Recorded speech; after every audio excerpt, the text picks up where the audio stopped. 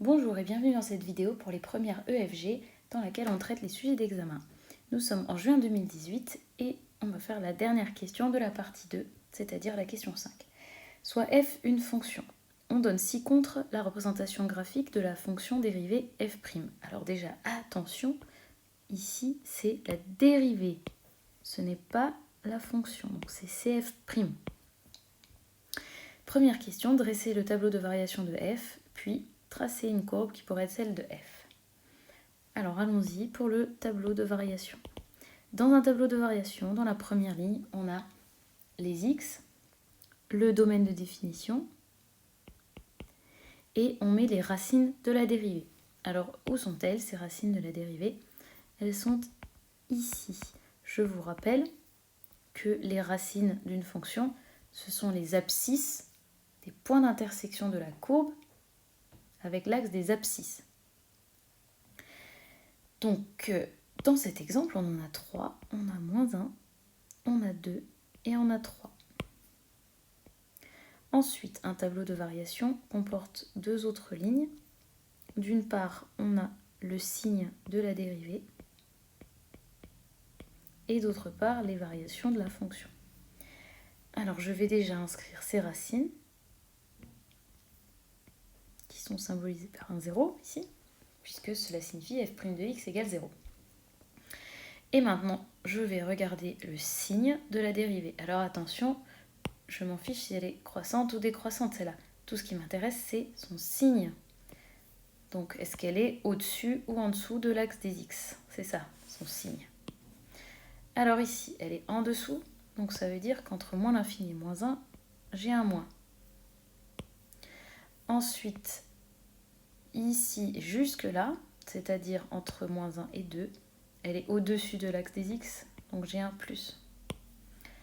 Ensuite, elle est négative, et puis positive. Maintenant, j'utilise le lien entre le signe de la dérivée et les variations d'une fonction. Donc, si la dérivée est négative, cela signifie que la fonction est décroissante. Si la dérivée est positive, cela signifie que la fonction est croissante. Et je répète ça encore une fois.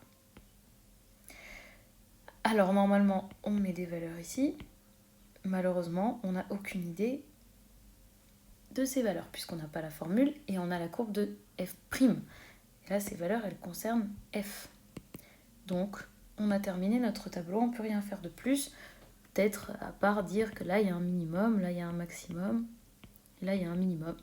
On ne peut pas faire grand-chose de plus. Alors maintenant, on veut tracer cette courbe. Alors, on prépare un repère.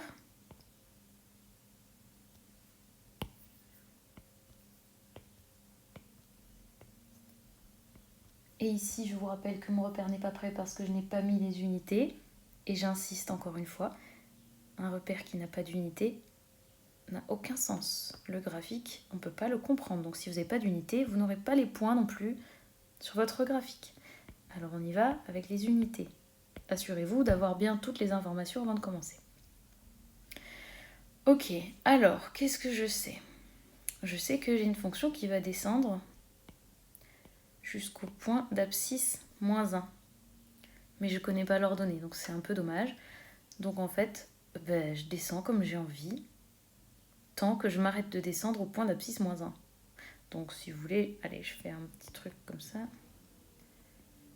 Je vais venir de la gauche et je vais arrêter de descendre en ce point. Ça peut être n'importe où. Je vais volontairement faire un exemple différent du corrigé officiel, comme ça vous voyez ce qu'on aurait pu faire.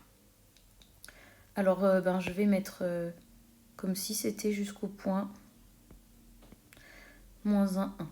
Voilà, parce que j'ai envie. Donc ça veut dire que j'ai choisi ici -1. C'est un choix, hein, d'accord? Parce que je n'ai pas les informations. Donc je vais tracer comme ça. Ensuite, on me dit que je vais avoir un maximum quelque part au point d'abscisse 2.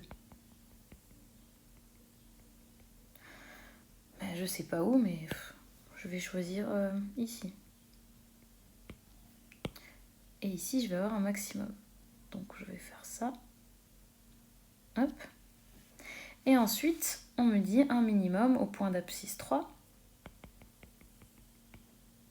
Oh bah là j'ai envie de descendre. Allez hop, ici. C'est mon choix. Hop. Et après je remonte, je sais pas jusqu'où, je sais pas comment, je vais choisir ce que j'ai envie. Voilà. Vous voyez que elle ne ressemble pas tout à fait, pas du tout même, à la courbe donnée dans le corrigé, mais pourtant c'est correct. Ce qui est important, donc c'est, on va vérifier ensemble, elle descend jusqu'au point d'abscisse moins 1. C'est bon. Elle remonte jusqu'à un point d'abscisse 2. C'est bon. Elle redescend jusqu'à un point d'abscisse 3. Et elle remonte jusqu'à l'infini. Donc c'est correct. J'ai presque tout terminé. Il me reste à écrire dessus que c'est la courbe représentative de f. Et voilà, on a terminé avec cette vidéo la partie 2 en entier de juin 2018. Rendez-vous dans une prochaine vidéo. Mettez un pouce bleu si vous avez tout compris.